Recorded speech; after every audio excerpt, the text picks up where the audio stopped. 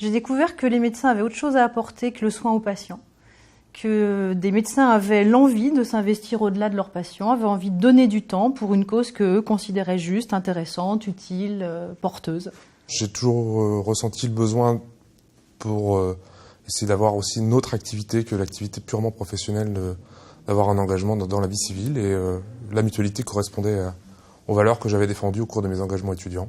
Donc c'était assez naturel finalement. Et c'est ma nature, je suis engagé dans la vie en général depuis très nombreuses années. Je l'étais quand j'étais étudiant, je me suis engagé donc dans le monde associatif, j'ai été intégré, très engagé dans le monde du syndicalisme, durant mon internat, puis durant ma vie professionnelle.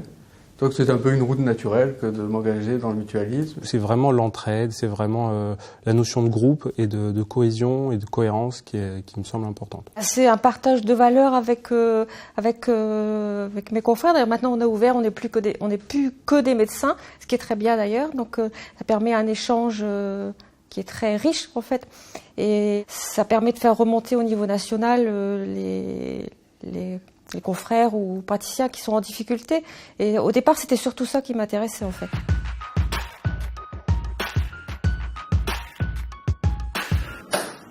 Une des valeurs fortes de la mutualité, c'est qu'on partage ensemble nos richesses, et que la richesse n'appartient pas à des actionnaires ou à un groupe privé, mais elle appartient à chacun des adhérents, et donc il faut s'assurer que l'argent est correctement utilisé. On a mis en place par exemple un guide spécifique pour les internes en pharmacie. On a également organisé un prix de thèse pour remercier et féliciter et encourager surtout les internes dans leur démarche de recherche. On s'est rendu compte que les médecins étaient extrêmement mal soignés. On a lancé des campagnes de visites classiques avec des prises de tension, avec des bilans médicaux de base, et on s'est rendu compte que beaucoup de nos collègues étaient absolument pas couverts. De même qu'on a monté des cellules d'entraide psychologique pour aider nos collègues en difficulté, et en tout cas leur faire savoir qu'en cas de difficultés professionnelles ou familiales, il y avait des professionnels, d'autres professionnels à leur écoute. Et je pense que ces structures-là ont un vrai sens. On est à l'écoute des gens qui seraient en difficulté et qui n'osent pas toujours demander, et qui demandent ou qui ne demandent pas de l'entraide. Et ben on va vers eux, et l'aide, c'est pas que des sous, c'est pas que de l'aide matérielle, c'est de l'aide humaine, parce que je me dis que la petite part que je peux apporter, c'est un plus de bien-être entre guillemets chez les autres. Et si chacun mettait sa petite pierre, peut-être que ça irait mieux.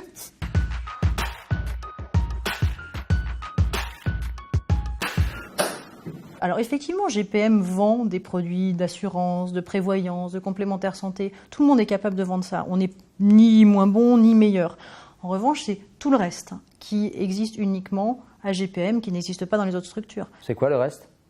Tout ce qui est entraide, tout ce qui est cohésion, jeunes, moins jeunes, libéraux, hospitaliers, province, Paris, c'est souvent des grandes distensions. On a beaucoup de mal à créer une cohésion médicale, et GPM est partout. D'abord, c'est son histoire. Alors, probablement beaucoup le disent, mais on ne réécrit pas les choses, on ne réinvente pas sans cesse les choses. Il y a des choses qui se sont faites dans le temps. Il y avait une entraide, une solidarité au sein d'une profession, et on a été l'acteur de cette solidarité au XIXe siècle, c'est-à-dire de l'entraide, du collègue qui mourait, dont la femme se retrouvait seule avec des enfants à charge. Eh bien, chacun mettait au pot, et ça a été le début de la mutualité au XIXe siècle. Donc voilà, on vient de là. Ce qu'il y a de moderne dans le groupe Pasteur Mutualité, c'est qu'il n'est pas resté dans les vieux modèles du XIXe siècle. Aujourd'hui, il se saisit des opportunités du jour, de la dématérialisation, de l'e-santé, etc. Il est un des promoteurs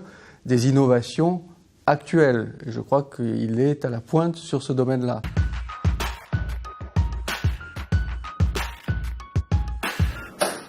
J'essaierai de vous faire comprendre que si vous avez peut-être des envies que les choses changent, peut-être que vous n'êtes pas satisfait de ce qui peut vous être proposé, la meilleure des solutions, c'est de venir proposer vos idées. Et donc l'objectif des administrateurs, c'est avant tout d'être force de proposition, d'innovation, parce que parfois on peut, sur une structure un peu lointaine, être éloigné des besoins réels des adhérents, et donc chacun, à titre individuel, sur le terrain, peut avoir une idée de ce qui pourrait être le plus adapté pour se protéger, pour protéger les siens. qu'on est toujours très critique quand on ne connaît pas les choses. Et bon, j'ai appris à prendre un petit peu de recul et comprendre le pourquoi du comment. Je pense que ça fait grandir. Je pense qu'on devient un peu moins égoïste aussi. On arrive à proposer à ses confrères, aux adhérents de Groupe Assure Mutualité des choses, une plus-value, tout en sachant les écouter pour coller à leurs besoins. C'est vraiment quelque chose dont je tire beaucoup de satisfaction. Si vous voulez participer de ce mouvement-là, venez. Voilà, faites preuve de cette curiosité-là et engagez-vous, un peu comme je l'ai fait, même si ce n'est pas votre nature, on peut s'engager par curiosité.